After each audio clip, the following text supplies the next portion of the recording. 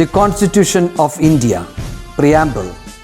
We, the people of India, having solemnly resolved to constitute India into a sovereign, socialist, secular, democratic republic and to secure to all its citizens justice, social, economic and political, liberty of thought, expression, belief, faith and worship, equality of status and of opportunity, and to promote among them all fraternity, assuring the dignity of the individual and the unity and integrity of the nation. In our Constituent Assembly, this 26th day of November 1949, do hereby adopt, enact and give to ourselves this Constitution.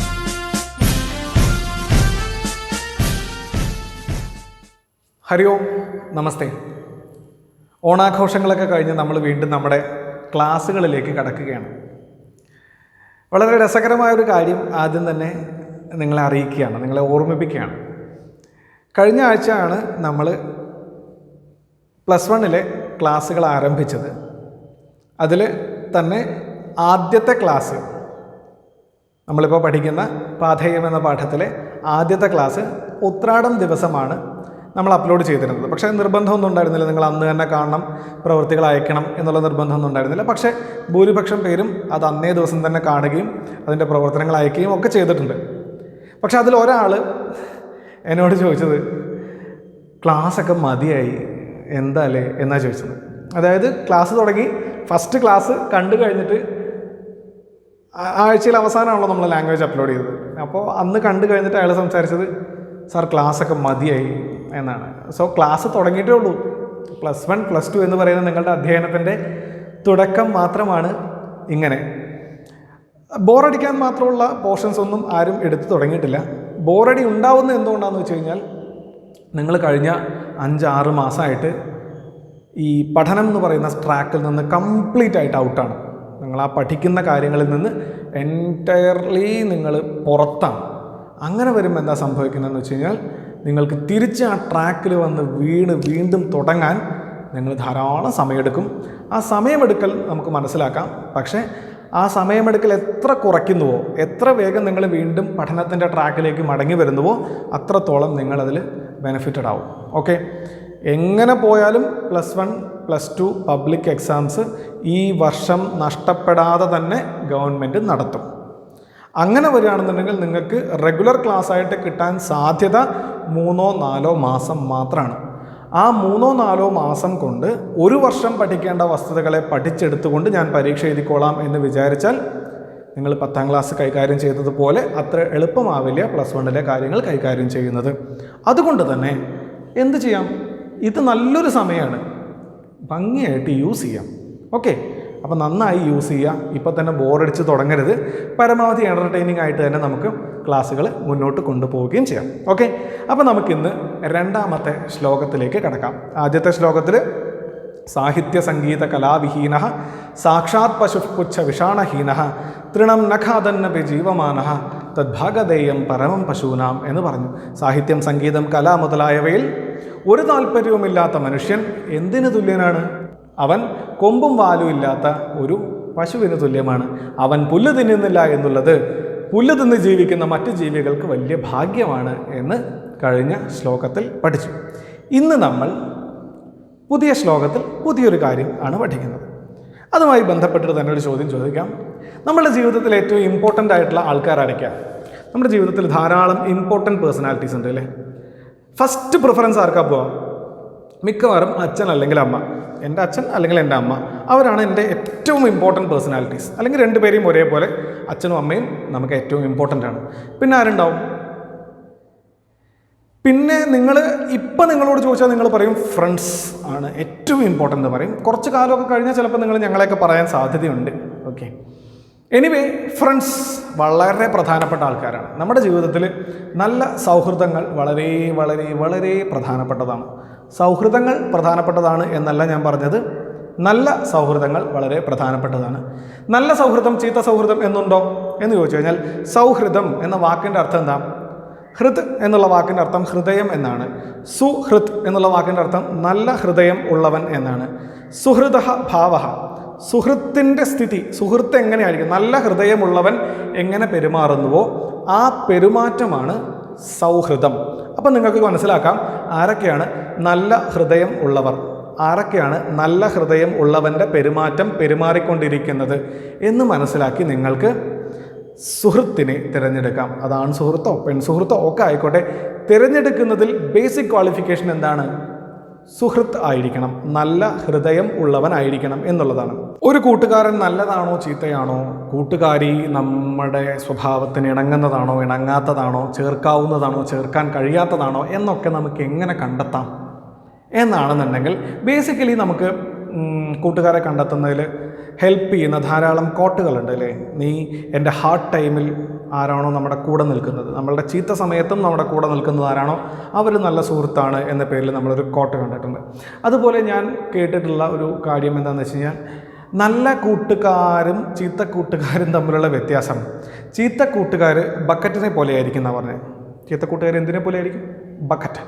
എന്താ ബക്കറ്റിനെ പോലെ ആയിരിക്കും എന്ന് പറയാൻ കാര്യം എന്താണെന്ന് വെച്ച് കഴിഞ്ഞാൽ, ഈ ബക്കറ്റ് കിണറിൽ വെള്ളം എടുക്കാൻ എങ്ങനെ പോവാം? വെള്ളം എടുക്കുന്നതിന് വേണ്ടിയിട്ട് കിണറിൻ്റെ ഏത് ആഴം വരെയും താഴ്ന്നു പോവാൻ ബക്കറ്റ് വളരെ ഹാപ്പിയാണ് അല്ലേ. വെള്ളം എടുക്കുന്നതിനായിട്ട് കിണറിൻ്റെ ആഴത്തിലേക്ക് പോകും ബക്കറ്റ്. അവിടെ വെച്ച് വെള്ളം നിറഞ്ഞു കഴിഞ്ഞാലോ പിന്നെ വെള്ളത്തിനോടൊന്നുമില്ല, നേരെ മുകളിലേക്ക് പോകും. ഇതുപോലെയാണ് ചീത്ത കൂട്ടുകാരെന്നാണ് പറയുന്നത്. നമ്മളിൽ നിന്ന് എന്തെങ്കിലും ഒന്ന് നേടണമെന്ന ആഗ്രഹവുമായിട്ടാണ് അവർ നമ്മളോട് വരുന്നതെന്നുണ്ടെങ്കിൽ നമ്മുടെ മുന്നിൽ വിനീത വിധേയരായിട്ട് ഒടിഞ്ഞു തൂങ്ങിയൊക്കെ നിൽക്കും. നമ്മളിൽ നിന്ന് നേടാനുള്ളത് നേടിക്കഴിഞ്ഞാൽ അവർ തലയും നിവർത്തി അവരവരുടെ പാട്ടിന് പോവും എന്നുള്ളതാണ് നല്ല ചീത്ത കൂട്ടുകാരുടെ ലക്ഷണം. ഇതുപോലെ കൂട്ടുകെട്ടുകളുടെ മൈത്രിയുടെ ലക്ഷണം പറയുന്ന ഒരു സുഭാഷിതമാണ് നമുക്ക് അടുത്തതായിട്ട് പഠിക്കാനുള്ളത്. നമുക്ക് സുവേന്യയുടെ ശബ്ദത്തിൽ തന്നെ ആ സുഭാഷിതം കേൾക്കാം.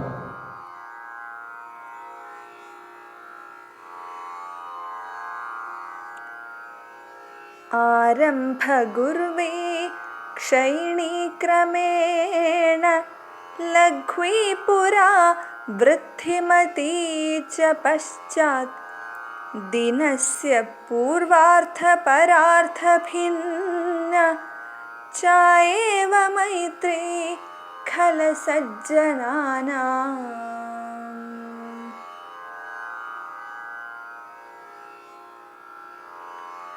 ആരംഭ ഗുർവേ ക്ഷയിണീ ക്രമേണ ലഘ്വീ പുരാ വൃദ്ധിമതീ ച പശ്ചാത് ദിനസ്യ പൂർവാർത്ഥ പരാർത്ഥ ഭിന്ന ചായേവ മൈത്രീ ഖല സജ്ജനാനാം.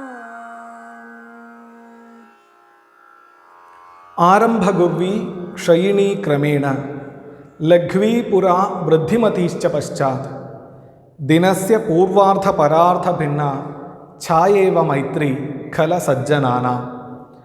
ആരംഭഗുർവീ ക്ഷയിണീ ക്രമേണ ലഘ്വീ പുരാ വൃദ്ധിമതീ ച പശ്ചാത് ദിനസ്യ പൂർവാർത്ഥ പരാർത്ഥ ഭിന്ന ഛായേവ മൈത്രി ഖല സജ്ജനാനാം. ഇതിലൊരു പദത്തിന് മാത്രമേ നമുക്ക് പദച്ഛേദം ചെയ്യാനുള്ളൂ. അത് ഛായേവ എന്നുള്ള പദത്തിനാണ്. ഛായ ഇവ, ഛായേവ, ഛായ ഇവ. ഛായ നിഴൽ, തണൽ എന്നൊക്കെ പറയാം. നമുക്ക് ഈ ശ്ലോകത്തിൻ്റെ വിശദമായ അർത്ഥത്തിലേക്ക് കടക്കുന്നതിനായിട്ട് ഈ ശ്ലോകത്തിൻ്റെ അന്വയം എന്താണ് എന്നൊന്ന് നോക്കാം. ഖല സജ്ജനാനാം മൈത്രി ആരംഭഗുർവി ക്രമേണ ക്ഷയിണി പുരാ ലഘ്വി പശ്ചാത് വൃദ്ധിമതീ ച ദിനസ്യ പൂർവാർത്ഥ പരാർത്ഥ ഭിന്ന ഛായ ഇവ ഭവതി. വളരെ എളുപ്പമാണ് അല്ലേ? മനസ്സിലായില്ലേ? മനസ്സിലായില്ല? പറയാം. ഖല സജ്ജനാനാം, ഖലാനാം, ഖലാഹ ദുഷ്ടാഹ ധൂർത്താഹ, സജ്ജനാഹ സുഹൃദാഹ സജ്ജനാഹ നല്ല മനുഷ്യന്മാർ. ദുഷ്ടന്മാരുടെയും സജ്ജനങ്ങളുടെയും മൈത്രി, മൈത്രി ഫ്രണ്ട്ഷിപ്പ്. നമുക്ക് ഇടയിലുള്ള പാർട്ടൊന്ന് വിട്ട് കളഞ്ഞിട്ട് അവസാനത്തെ പാർട്ടിലേക്ക് എടുക്കാം. ദിനസ്യ പൂർവാർത്ഥ പരാർത്ഥ ഭിന്ന ഛായ ഇവ ഭവതി. ദിനസ്യ, ദിനസ്യ ദിവസസ്യ, പൂർവാർത്ഥ പരാർത്ഥ ഭിന്ന, പൂർവാർത്ഥം പരാർത്ഥം, ദിനത്തിനെ രണ്ടാക്കി പിരിക്കുക. ഓക്കെ, ഒരു ദിവസത്തെ രണ്ടാക്കി പിരിച്ചാൽ അതിന് പൂർവാർദ്ധം ഒരു ഫസ്റ്റ് ഹാഫും പിന്നീടൊരു സെക്കൻഡ് ഹാഫും ഉണ്ടാവും, പരാർദ്ധം ഉണ്ടാവും. പൂർവാർദ്ധവും പരാർദ്ധവും ഉണ്ടാവും. ഈ പൂർവാർദ്ധത്തിലെയും പരാർദ്ധത്തിലെയും ഛായ തണല് പോലെ ഇരിക്കും സജ്ജനങ്ങളുടെയും ദുഷ്ടജനങ്ങളുടെയും മൈത്രി എന്നാണ് പറയുന്നത്. ദുഷ്ടജനാനാം മൈത്രി ദിനസ്യ പൂർവാർദ്ധഛായ ഇവ ഭവതി. സജ്ജനാനാം മൈത്രി ദിനസ്യ പരാർദ്ധഛായ ഇവ ഭവതി. ദുഷ്ടന്മാരുടെ സൗഹൃദം, ചീത്ത കൂട്ടുകെട്ടുകൾ എങ്ങനെയായിരിക്കും എന്ന് വെച്ച് കഴിഞ്ഞാൽ ഒരു ദിവസത്തിലെ ആദ്യത്തെ പകുതിയിലെ നിഴല് പോലെ ഉണ്ടാവും എന്നാണ് പറയണത്. എന്താണ് ആദ്യത്തെ പകുതിയിലെ നിഴലിൻ്റെ പ്രത്യേകത? സൂര്യൻ ഉദിച്ചു വരുന്നു. ഇവിടെ നിന്ന് സൂര്യൻ ഉദിച്ചു വരികയാണ് കേട്ടോ. ഇപ്പോൾ സൂര്യൻ ഉദിച്ചു. ഈ സൂര്യൻ ഇങ്ങനെ ഉദിച്ചു വരുമ്പോൾ ഇവിടെ ഒരു ഒബ്ജക്റ്റ് ഉണ്ട്. ഈ ഒബ്ജക്റ്റിലേക്ക് സൂര്യൻ്റെ ലൈറ്റ് വരുമ്പോൾ അതിൻ്റെ പുറകിൽ ഷാഡോ വീഴും അല്ലേ? ഇപ്പോൾ സൂര്യൻ ഇവിടെയാണ് എന്നുണ്ടെങ്കിൽ ആ ഷാഡോയ്ക്ക് എത്ര വലിപ്പം ഉണ്ടാവും? ഷാഡോ ഭയങ്കര വലുതായിരിക്കില്ല, നീണ്ടു കിടക്കുന്നുണ്ടാവും.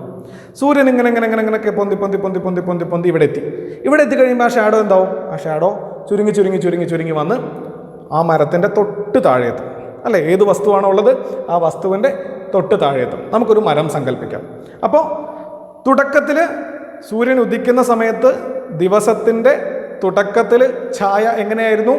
വളരെ വിശാലമായിരുന്നു. ദിവസത്തിൻ്റെ പകുതി ആയപ്പോൾ ഛായ എങ്ങനെയായി? ചുരുങ്ങി ചുരുങ്ങി ചുരുങ്ങി ചുരുങ്ങി ഉള്ളിലേക്ക് വന്നു. ഇനി ദിവസത്തിൻ്റെ പകുതി, ഈ പകുതിയിൽ ഛായ എങ്ങനെയാണ്? വളരെ ചുരുങ്ങിയിട്ടാണ്. ഇത് വീണ്ടും പുറകിലോട്ട് ഇങ്ങനെ ഇങ്ങനെ പോയി പോയി പോയി സൂര്യൻ പടിഞ്ഞാറോട്ട് പോയി മറ്റേ അറ്റത്തെത്തുമ്പോൾ എന്ത് സംഭവിക്കും? ഈ ഛായ വീണ്ടും വളരെ വലുതായിട്ട് മാറും. ഇങ്ങനെ വരുമ്പോൾ ദിവസത്തിൻ്റെ തുടക്കം മുതൽ പകുതി വരെയുള്ള നിഴലിൻ്റെ പ്രവൃത്തി പോലെയാണ് ദുഷ്ടന്മാരുടെ സൗഹൃദം. ദിവസത്തിൻ്റെ പകുതി മുതൽ വൈകുന്നേരം വരെയുള്ള നിഴലിൻ്റെ പ്രവൃത്തിയാണ് നല്ലവരുടെ സൗഹൃദം. എന്ത് മനസ്സിലായി? ദുഷ്ടന്മാരുടെ സൗഹൃദം ദിവസത്തിൻ്റെ തുടക്കത്തിലെ നിഴല് പോലെ ആദ്യം കുറേ വിശാലമായിരിക്കും, പിന്നെ ചുരുങ്ങി ചുരുങ്ങി ചുരുങ്ങി ചുരുങ്ങി വരും. സജ്ജനങ്ങളുടെ സൗഹൃദം ആദ്യം തീരെ ചെറുതായിരിക്കും, പക്ഷേ പിന്നീട് വിശാലമായി വിശാലമായി വിശാലമായി വരും. ഓക്കെ, അപ്പോൾ ഇതിന് സാർത്ഥകമായിട്ട് ഇത് മനസ്സിലാക്കുന്ന തരത്തിൽ നമുക്ക് ആദ്യം ദുഷ്ടന്മാരുടെ സൗഹൃദം കാണുന്ന ഒരു വീഡിയോ കാണാം. ഒരു ദുഷ്ടൻ എങ്ങനെയായിരിക്കും നമ്മളെ സൗഹൃദത്തിൽ പെടുക, നമ്മുടെ സൗഹൃദത്തിൽ ഉണ്ടാകുമ്പോൾ ഒരു ദുഷ്ടൻ എങ്ങനെയായിരിക്കും പെരുമാറുക എന്നുള്ളതിന് നമുക്കൊരു വീഡിയോ കാണാം. കണ്ടല്ലോ, ഉണ്ണിത്താൻ ചേട്ടൻ വളരെ വിശ്വസിച്ചാണ് മാടമ്പള്ളിയുടെ താക്കോൽ എടുക്കാനായിട്ട് ദാസപ്പൻകുട്ടിയും കൊണ്ട് മാടമ്പള്ളിയിലേക്ക് പോയത്. മാടമ്പള്ളിയിൽ ഒരു പ്രേതബാധയുണ്ടെന്നുള്ള ഭയം ഉണ്ണിത്താൻ ചേട്ടനുണ്ട്. ആ അവസരത്തിൽ ഒരു യുവാവായിരിക്കുന്ന ദാസപ്പൻകുട്ടി ധൈര്യം സംഭരിച്ച് ഉണ്ണിത്താൻ ചേട്ടൻ്റെ കൂടെ പോവേണ്ടതായിരുന്നു. അവിടെ പോയിട്ട് ഉണ്ണിത്താൻ ചേട്ടൻ അപകടത്തിൽപ്പെട്ടപ്പോൾ ദാസപ്പൻകുട്ടി എന്താ ചെയ്തത്? മുങ്ങി. അങ്ങനെയുള്ളവരാണ് ചീത്ത സുഹൃത്തുക്കൾ. ഉണ്ണിത്താൻ ചേട്ടനും ദാസപ്പൻകുട്ടിയായിട്ട് നീണ്ട കാലത്തെ പരിചയമുണ്ട് എന്ന് ദാസപ്പൻകുട്ടിയെ കാണുന്ന മാത്രയിൽ തന്നെ നമുക്ക് മനസ്സിലാവും. ആരാ എന്ന് ചോദിച്ചു. ദാസപ്പൻകുട്ടി ഇന്നാളാണെന്ന് പറഞ്ഞു. കാര്യങ്ങൾ മനസ്സിലായി. ദാസപ്പൻകുട്ടിയാണ് ഉണ്ണിത്താൻ ചേട്ടൻ്റെ വീട്ടിൽ പാതാളക്കരണ്ടിയായിട്ട് കേന്ദ്രത്തിൽ നിന്ന് സാധനങ്ങളൊക്കെ എടുക്കാൻ പോകുന്നത്. അപ്പോൾ വളരെ വളരെ വലിയ ബന്ധമാണ്. പക്ഷേ when there is a need, Unnithan ചേട്ടനൊരു അത്യാവശ്യം വന്നപ്പോൾ ദാസപ്പൻകുട്ടി മുങ്ങിപ്പോയി. അത് ചീത്ത സൗഹൃദമാണ്. ഇനി നമുക്ക് നല്ല സൗഹൃദത്തിനുള്ളൊരു വീഡിയോ കാണാം ഫ്രം ദ സെയിം ഫിലിം. അല്ലേ, തിരുമേനിയെ കണ്ടില്ലേ? തിരുമേനി മറന്നു എന്ന് സണ്ണിച്ചായൻ പറഞ്ഞപ്പോൾ തിരുമേനി ഹമ്പട കള്ള സണ്ണിക്കുട്ട എന്നും പറഞ്ഞ് തിരുമേനി അങ്ങോട്ട് പോവാം. മുമ്പ് ഏതോ ഒരു സമ്മേളനത്തിൽ വെച്ചിട്ട് പാരാസൈക്കോസിസുമായി ബന്ധപ്പെട്ട ഏതൊക്കെയോ ചില പ്രബന്ധങ്ങൾ അവതരിപ്പിക്കുന്ന മാത്രയിൽ വളരെ ചെറിയ നിലയ്ക്കുണ്ടായ ഒരു സൗഹൃദം മാത്രമാണ് തിരുമേനിക്ക് സണ്ണിയോടുള്ളത്. പക്ഷേ വീണ്ടും സണ്ണിക്കൊരാവശ്യം വന്നപ്പോൾ അവിടെ എന്തിനും തയ്യാറായിട്ട് തിരുമേനിയുടെ സകല പൂജാവിധികളും സണ്ണിയുടെ ആ സൈക്കോളജിക്കൽ എക്സ്പെരിമെൻറ്റിന് തയ്യാറാക്കാവുന്ന വിധം ഒരു ആംബിയൻസ് ക്രിയേറ്റ് ചെയ്യാൻ വേണ്ടി മാത്രം റീക്രിയേറ്റ് ചെയ്യാൻ തിരുമേനിയെപ്പോലെ ഒരു പ്രശസ്തനായ വ്യക്തി തയ്യാറാവുന്ന തരത്തിലാണ് ആ സീൻ ചിത്രീകരിച്ചിട്ടുള്ളത്. അപ്പോൾ എന്താണ്, വളരെ ചെറിയ തരത്തിലാണ് ആ സൗഹൃദം തുടങ്ങിയത്. ഏതോ ഒരു മീറ്റിങ്ങിൽ വെച്ചിട്ട് സൈക്കോളജിയുമായി ബന്ധപ്പെട്ടൊരു പ്രബന്ധം അവതരിപ്പിച്ച ഒരു യുവാവിനെ ഒരു തിരുമേനി പരിചയപ്പെടുന്നു. അവർ ആ പരിചയം അവിടെ വെച്ച് മറന്നു പോകുന്നു. പക്ഷേ when there is a need, ആ തിരുമേനിക്ക് വേണ്ടി ആ തിരുമേനി ആ സൗഹൃദത്തിന് വേണ്ടി എന്തും ചെയ്യാൻ തയ്യാറാവുന്നു. ഇതാണ് നല്ല സുഹൃത്തിൻ്റെ ലക്ഷണം. ഇത് തന്നെയാണ് നമ്മൾ ഈ ശ്ലോകത്തിൽ പഠിക്കുന്നത്.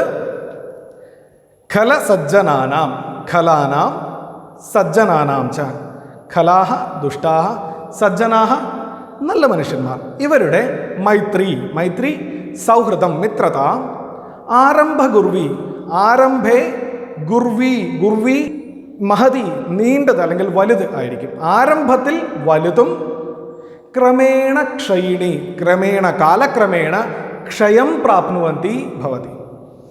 ആരംഭത്തിൽ വളരെ മഹത്തായതും ക്രമേണ ക്ഷയത്തെ പ്രാപിക്കുന്നതുമായിരിക്കും ഖലാനാം മൈത്രി. ദുഷ്ടന്മാരുടെ കൂട്ടുകെട്ടുകൾ ആരംഭത്തിൽ തുടക്കത്തിൽ വളരെ വിശാലവും വളരെ പുഷ്കലവുമായിരിക്കും. അത് പിന്നീട് ചുരുങ്ങി ഇല്ലാതാവും. നേരെ തിരിച്ച് സജ്ജനാനാം മൈത്രി കഥം ഭവതി. പുരാ ലഘ്വി പണ്ട് ലഘ്വി ചെറുതായിരുന്നു എന്ന് പറയാമെങ്കിൽ പോലും പശ്ചാത് പിന്നീട് വൃദ്ധി വളർച്ചയുള്ളതായിത്തീരും. ആ മൈത്രി വൃദ്ധിമതി ഭവതി. സജ്ജനങ്ങളുടെ മൈത്രി പുരാ ലഘ്വി പശ്ചാത് വൃദ്ധിമതി. ദുർജനാനാം മൈത്രി ആരംഭഗുർവി ക്രമേണ ക്ഷയിണി ച ഭവതി. എങ്ങനെയാണത് സംഭവിക്കുക എന്ന് ചോദിച്ചു കഴിഞ്ഞാൽ, ഒരു ദിവസത്തിൻ്റെ ആദ്യത്തെ പകുതിയിലെ നിഴലും രണ്ടാമത്തെ പകുതിയിലെ നിഴലും എന്നതുപോലെ ദിവസസ്യ പൂർവാർദ്ധ പരാർദ്ധ ഭിന്ന പൂർവാർദ്ധത്തിലെയും പരാർദ്ധത്തിലെയും വ്യത്യസ്തങ്ങളായ നിഴലിനെ എന്ന പോലെ ഛായ ഇവ ഭവതി. എങ്ങനെയാണ് സംഭവിക്കുന്നത്? നമ്മൾ നേരത്തെ പറഞ്ഞ പോലെ സൂര്യപ്രകാശം ഉദിക്കുന്ന ഘട്ടത്തിൽ ആ ഒബ്ജക്റ്റിൻ്റെ നിഴല് വളരെ വിശാലമായിരിക്കും. സൂര്യൻ മുകളിലേക്ക് വരും തോറും ആ ഒബ്ജക്റ്റിൻ്റെ നിഴല് ചുരുങ്ങി വരും. അതുപോലെയാണ് ദുഷ്ടന്മാരുടെ കൂട്ടുകെട്ട്. ആദ്യം വിശാലവും പിന്നീട് ചുരുങ്ങി വരികയും ചെയ്യും. നേരെ തിരിച്ച് നല്ല മനുഷ്യന്മാരുടെ കൂട്ടുകെട്ട് എങ്ങനെയായിരിക്കും? തുടക്കത്തിൽ ആ മരത്തിന് താഴെ അല്ലെങ്കിൽ ആ ഒബ്ജക്റ്റിന് താഴെ മാത്രം കാണുന്ന നിഴല് വളരെ ചെറുതായിരിക്കും. സൂര്യൻ പടിഞ്ഞാറോട്ട് പോകുന്തോറും ആ നിഴല് വികസിച്ച് വളർന്നു വരികയും ചെയ്യും. അതുപോലെ തുടക്കത്തിൽ ചെറുതാണെങ്കിലും പിന്നീട് വിശാലമായൊരു സൗഹൃദത്തിലേക്ക് സജ്ജനങ്ങളുടെ സൗഹൃദം വഴിമാറും എന്നാണ് ഈ ശ്ലോകത്തിൽ നമ്മൾ പ്രധാനമായി മനസ്സിലാക്കുന്നത്. നമുക്കിതിൻ്റെ അന്വയാർത്ഥക്രമേണ ഒന്ന് നോക്കാം. ഖല സജ്ജനാനാം ദുഷ്ടാനാം ശ്രേഷ്ഠാനാം ച. ദുഷ്ടന്മാരുടെയും ശ്രേഷ്ഠന്മാരുടെയും മൈത്രി മിത്രത ഫ്രണ്ട്ഷിപ്പ്. ആരംഭഗുർവി ആദൗ തുടക്കത്തിൽ മഹതി വലുതും ക്രമാനുസാരം കാലക്രമേണ ക്ഷയിണി ക്ഷയത്തെ പ്രാപിക്കുന്ന നശിച്ചു പോകുന്ന ക്ഷയശീല ഭവതി. ദുഷ്ടന്മാരുടെ മൈത്രി തുടക്കത്തിൽ വലുതും ക്രമേണ ക്ഷയിക്കുന്നതുമായിരിക്കും. ശ്രേഷ്ഠാനാം മൈത്രി ശ്രേഷ്ഠന്മാരുടെ മൈത്രി എങ്ങനെയായിരിക്കും? പുരാ ആദൗ തുടക്കത്തിൽ സ്വൽപ ലഘ്വി വളരെ ചെറുതും അനന്തരം പശ്ചാത് അതിനുശേഷം വൃദ്ധിമതി വൃദ്ധിയുക്ത വളർച്ചയുള്ളതും ആയിട്ട് ദിവസസ്യ പ്രഥമാർത്ഥേ ഉത്തരാർത്ഥേച്ച ഒരു ദിവസത്തിൻ്റെ ആദ്യത്തെ പകുതിയിലും രണ്ടാമത്തെ പകുതിയിലും ഉള്ള വ്യത്യസ്തമായിരിക്കുന്ന ഛായ ഇവ അനാഥപ ഷാഡോ ഇവ ഭവതി ആയിത്തീരും എന്നാണ് പറയുന്നത്. മനസ്സിലായല്ലോ? നമുക്കിതിൻ്റെ ഭാവാർത്ഥം ഒന്ന് നോക്കാം. ദുർജനാനാം മൈത്രി ദിനസ്യ പൂർവാർദ്ധ ഛായാ സദൃശി പ്രഥമം ഗുർവി ക്രമേണ ക്ഷയിണീച്ച ഭവതി. ദുർജനാനാം മൈത്രി ദുഷ്ടന്മാരുടെ കൂട്ടുകെട്ട് ദിനസ്യ പൂർവാർദ്ധ ഛായാ സദൃശി ഒരു ദിവസത്തിൻ്റെ പൂർവാർദ്ധത്തിലെ ഛായയെ എന്ന പോലെ പ്രഥമം ഗുർവി ആദൗ തുടക്കത്തിൽ വലുതും ക്രമേണ ക്ഷയിണീച്ച ഭവതി ക്രമേണ ക്ഷയിക്കുന്നതുമായിരിക്കും. ഗുർവി ലഘ്വി വിപരീത പദങ്ങൾ പിന്നീട് ചെറുതാവുന്നതുമായിരിക്കും. കിന്തു എന്നാൽ സജ്ജനാനാം മൈത്രി സജ്ജനങ്ങളുടെ കൂട്ടുകെട്ട് എങ്ങനെയായിരിക്കും? ദിനസ്യ പരാർദ്ധഛായ ഇവ ഒരു ദിവസത്തിൻ്റെ സെക്കൻഡ് ഹാഫിലെ ഒരു നിഴല് പോലെ പരാർദ്ധഛായ ഇവ പ്രഥമം ലഘ്വി തുടക്കത്തിൽ ചെറുതും പശ്ചാത് വൃദ്ധിമതീച്ച ഭവതി പിന്നീട് വലുതുമായി തീരുന്നു എന്നാണ് നമ്മൾ ഈ ശ്ലോകത്തിൽ പഠിച്ചത്. ഓക്കെ, അപ്പോൾ ഈ ശ്ലോകത്തിൻ്റെ ആശയം അന്വയം മുതലായിട്ടുള്ള കാര്യങ്ങളെല്ലാം സാധാരണ പോലെ നോട്ട് ബുക്കിലേക്ക് പകർത്തുക. നമുക്ക് അടുത്ത ക്ലാസ്സിൽ കൂടുതൽ ശ്ലോകങ്ങൾ പഠിക്കേണ്ടിയിരിക്കുന്നു. ഇത് ആദ്യത്തെ ക്ലാസ്സുകളായതുകൊണ്ടാണ് ഓരോ ശ്ലോകങ്ങൾ വെച്ച് പോകുന്നത്. നമുക്ക് കൂടുതൽ ശ്ലോകങ്ങൾ വെച്ച് പോകണം. നമ്മളിപ്പോൾ തന്നെ വൈകി തുടങ്ങിയ ട്രെയിനാണ്. ഓക്കെ, അടുത്ത ക്ലാസ്സിൽ കൂടുതൽ വിവരങ്ങളുമായിട്ട് നമുക്ക് വീണ്ടും കാണാം. അതുവരേക്കും രാം രാം.